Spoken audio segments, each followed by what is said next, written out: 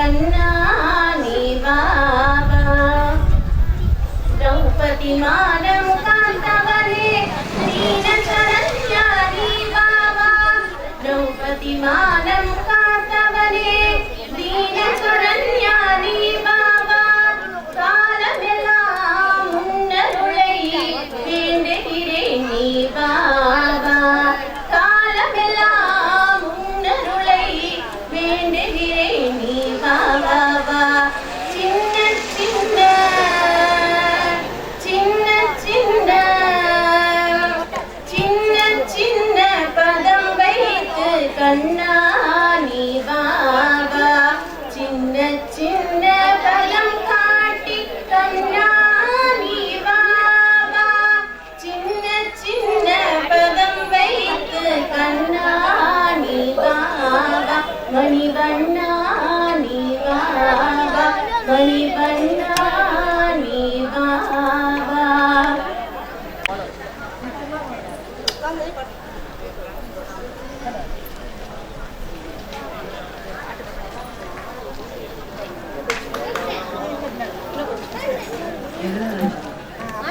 ராகவனே ரமணா ரகுநாதா பாக்கடல் வாசா ஜானகி நேசா பாக்கடல் வாசா ஜானகி நேசா பாடுகின்றேன் வரம் தா ராகவனே ரமணா ரகுநாதா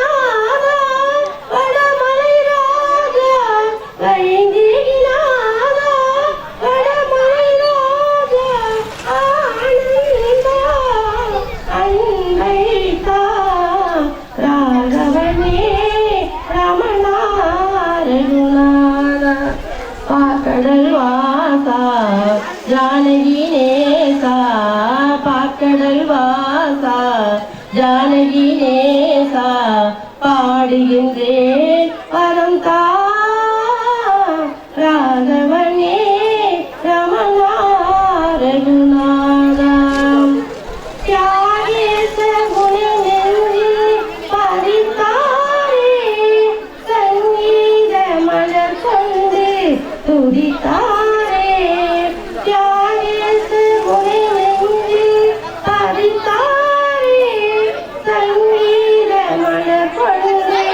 துதித்தாரே ஸ்ரீ ராமச்சந்திரா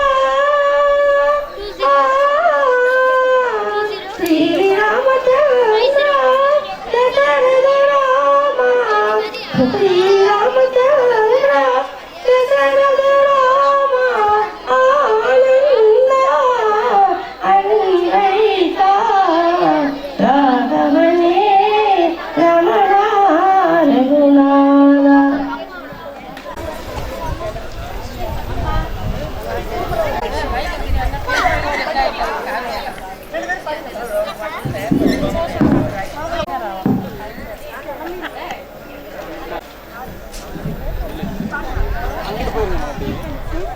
இருடா வீடியோல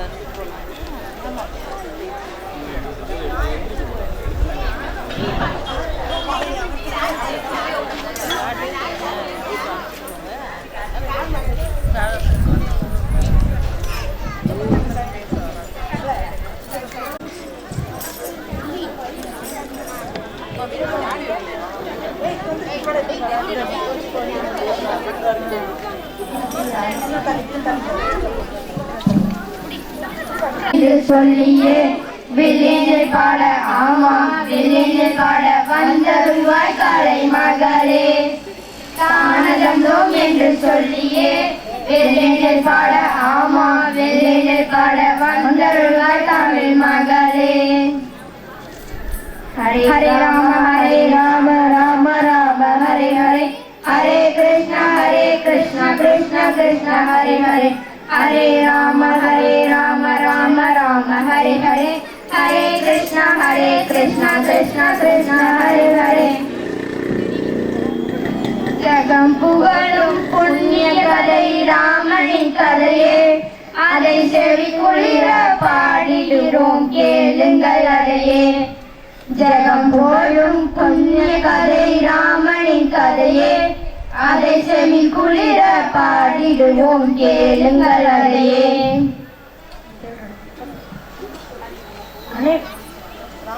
அண்ணே பாட்டே வேறானே, கதை சொல்லுங்கண்ணே. சரி, நம்ம இப்ப ராமர் கதையை பத்தி கொஞ்சம் கேட்போம்.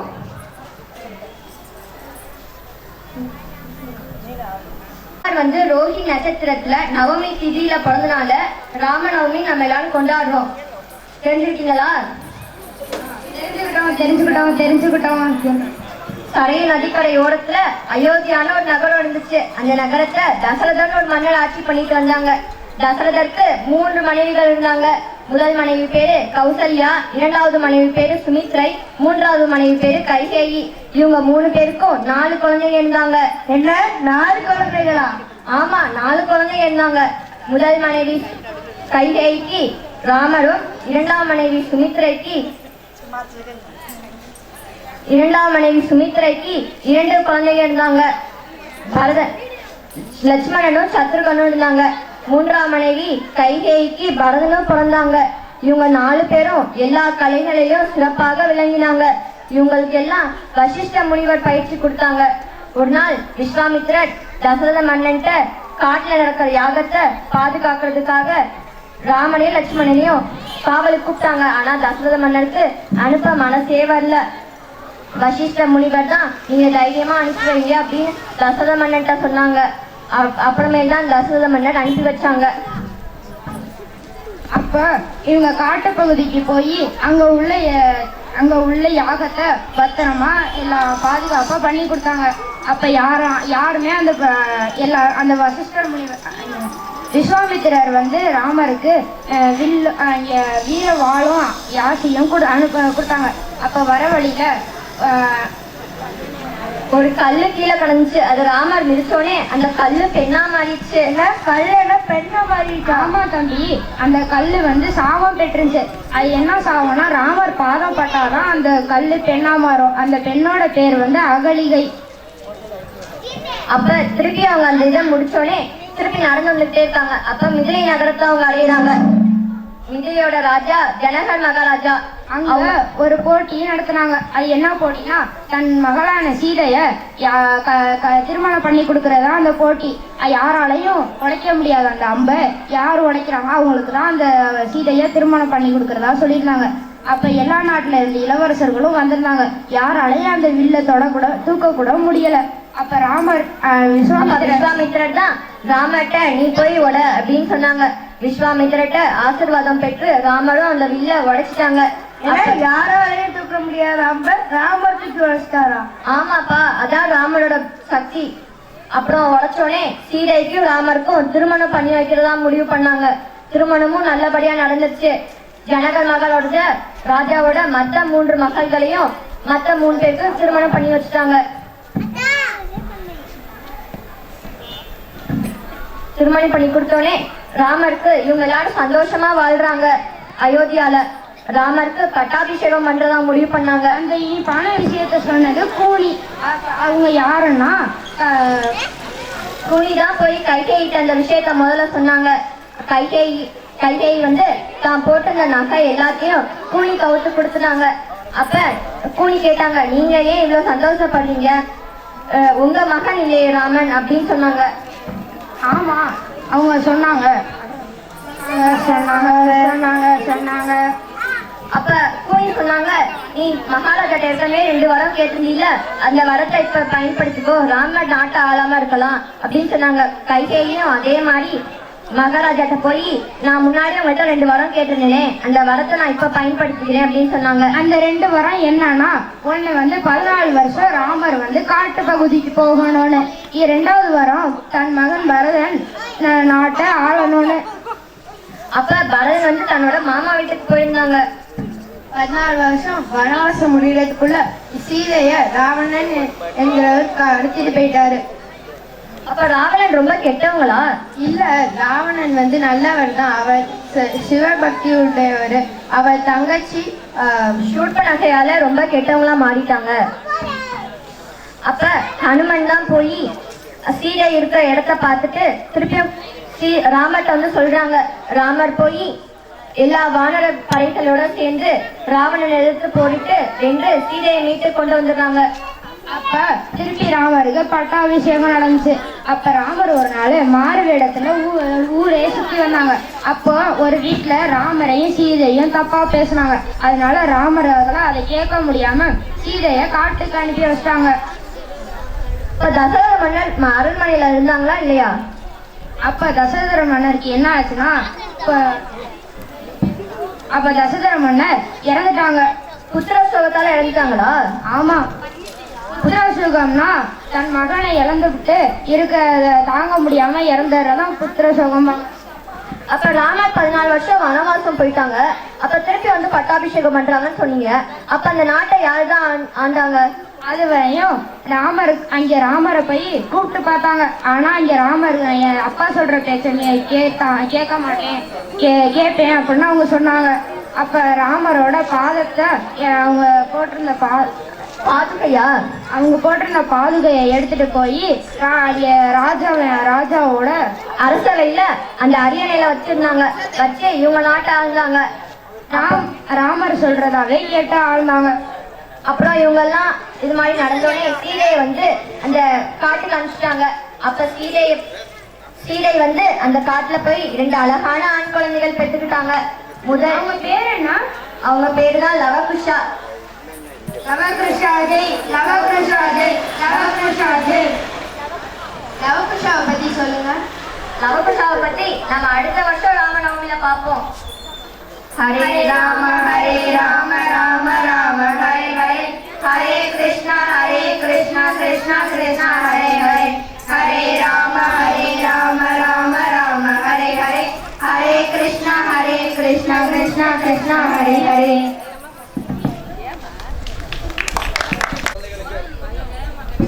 குழந்தைகளுக்கு தற்போது ஸ்ரீ ஜெயராஞ்சல் ஆலயம் சார்பாகவும் கணேசர் 3ஆம் வகுப்பு பொதுமக்கள் சார்பாகவும் ஒரு சிறிய அன்பளிப்பு, அதை திரு ராஜேஷ் அவர்கள் பொதுமக்கள் சார்பாக தற்போது வழங்குவார்.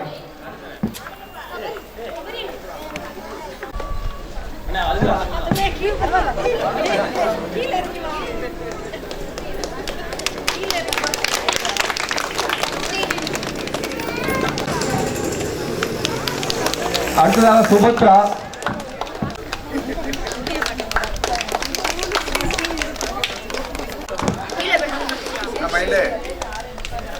அடுத்ததாக சுபிக்ஷா. தங்களுடைய ஆற்றல்களை பற்றி 5 பேரா இருந்தாலும் எதை பத்தியும் கலவரமா தைரியமா ஐஸ்வர்யா ஜெனரேஷன் மாணவ மாணவிகளின் இசை நிகழ்ச்சி தொடங்கும்.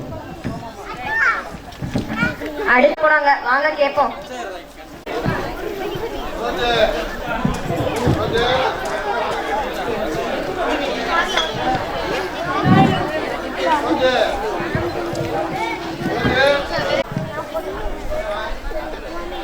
விநாயகனே வினை தீர்ப்பவனே, வேலமுகத்தோனே ஞான முதல்வனே, விநாயகனே வினை தீர்ப்பவனே, குணாநிதியே குருவே சரணம், குணாநிதியே குருவே சரணம், குறைகள் களைய இதுவே தருணம், குறைகள் களைய இதுவே தருணம், விநாயகனே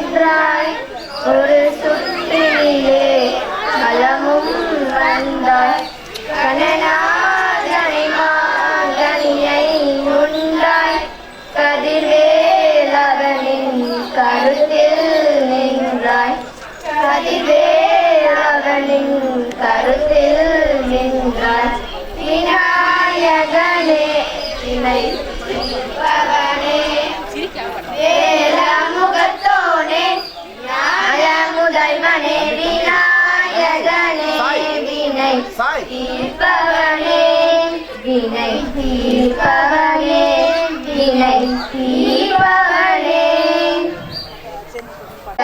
கண்ணன் கொள்ளாத விஷமக்கார கண்ணன்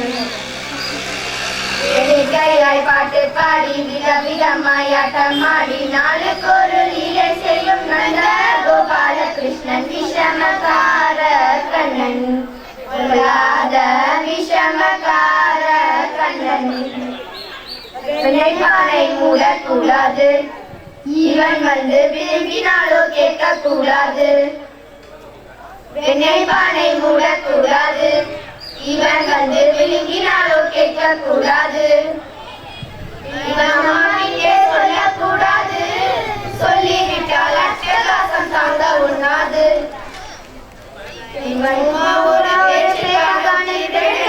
சொல்லிவிட்டால் அம்மா பாட்டி அத்தை தாத்தா அத்தனை பேர் திருநெல்வான் விஷமக்கார கண்ணன் கொள்ளாத விஷமக்கார கண்ணன் நீல மேகம் போல இருப்பான் கண்ணன் நீல மேகம் போல இருப்பான் பாடினாலோ நெஞ்சில் வந்து குடியிருப்பான் நீல மேகம் போல இருப்பான் கண்ணன் நீல மேகம் போல இருப்பான் பாடினாலோ நெஞ்சில் வந்து குடியிருப்பான் அவன் கோல புல்லாங்குழலுதி அவன் கோல புல்லாங்குழலுதி கோபியரை கள்ளமாடி கொஞ்சம் கூட வெண்ணெய் தாடி என்று கேட்டு ஆட்டமா விஷமகார கண்ணன் கொள்ளாத விஷமகார கண்ணன் பக்கத்து வீட்டு பெண்ணை அழைப்பான் கண்ணன் பக்கத்து வீட்டு பெண்ணை அழைப்பான்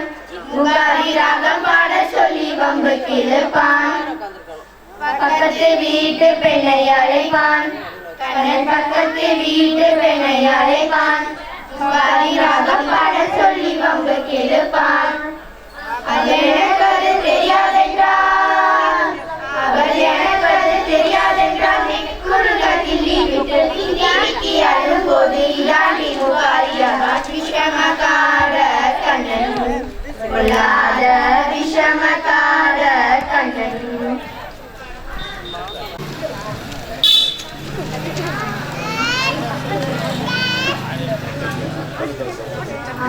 ஆடி மாளிகையில் தாய் மடியில் கண்ணினை போல் மாய கண்ணன் தூங்குகின்றான் தாலேலோ ஆடி மாளிகையில் தாய் மடியில் கண்ணினை போல் மாய கண்ணன் தூங்குகின்றான் தாலேலோ அவன் வாய் நிறைய மண்ணை உண்டு மண்டலத்தை காட்டிய பின் ஓய்வெடுத்து தூங்குகின்றான் ஆராரோ ஓய்வெடுத்து தூங்குகின்றான் ஆராரோ ஆயர் பாடி மாளிகையில் தாய் மடியில் கண்ணினை போல் மாய கண்ணன் தூங்குகின்றான் தாலேலோ திங்களிட்ட கோபியரின் கண்ணத்திலே கண்ணமிட்டு மன்னவன் போல் லீலை செய்தான் தாலேலோ பின்னலிட்ட கோபியரின் கண்ணத்திலே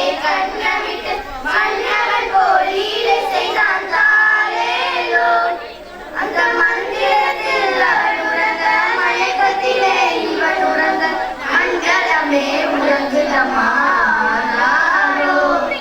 மண்டலமே உறங்குதமாரோ ஆயப்பாடி மாளிகையில் தாய் மடியில் கண்ணினை போல் மாய கண்ணன் தூங்குகின்றான் தாலேலோ நாகப்படம் நீதிலவன் நர்த்தனங்கள் ஆடிய பின் ராகமெல்லாம் தீர்த்து கொண்டான் தாலேலோ நாகப்படம் நீதிலவன் நர்த்தனங்கள் ஆடிய பின் ராகமெல்லாம் தீர்த்து கொண்டான் தாலேலோ அந்த மோக நிலை கூட ஒரு யோக நிலை போல் இருக்கும் விட்டாராரோ, யார் அவனை தூங்க விட்டாராரோ. ஆயப்பாடி மாளிகையில் தாய் மடியில் கன்றினை போல் மாய கண்ணன் தூங்குகின்றான் தாலேலோ. கண்ணன் அவன் தூங்கிவிட்டான், காசினியே தூங்கிவிடும், அன்னையரே துயிலெழுப்ப வாரீரோ. கண்ணன் அவன் தூங்கிவிட்டான், காசினியே தூங்கிவிடும், அன்னையரே துயிலெழுப்ப வாரீரோ. அவன் பார்ப்பதற்கும் போதை முத்தம் பெறுவதற்கும் கண்ணியரே கோபியரே வாரீரோ. கண்ணியரே கோபியரே வாரீரோ. ஆயப்பாடி மாளிகையில் தாய் மடியில் கன்றினை போல் மாய கண்ணன் தூங்குகின்றான் தாலேலோ. மாய கண்ணன் தூங்குகின்றான் தாலேலோ. மாய கண்ணன் தூங்குகின்றான் தாலேலோ. காய்ச்சின பாலும் தரேன், கல்கண்டு சீனி தரேன். காய்ச்சின பாலும் தரேன், கல்கண்டு சீனி தரேன். வெண்ணெய் தரேன், வெயிலிலே போக வேண்டாம், முழுமைக்கும் கண்ணே நீ போக வேண்டாம் சொன்னேன். காய்ச்சின பாலும்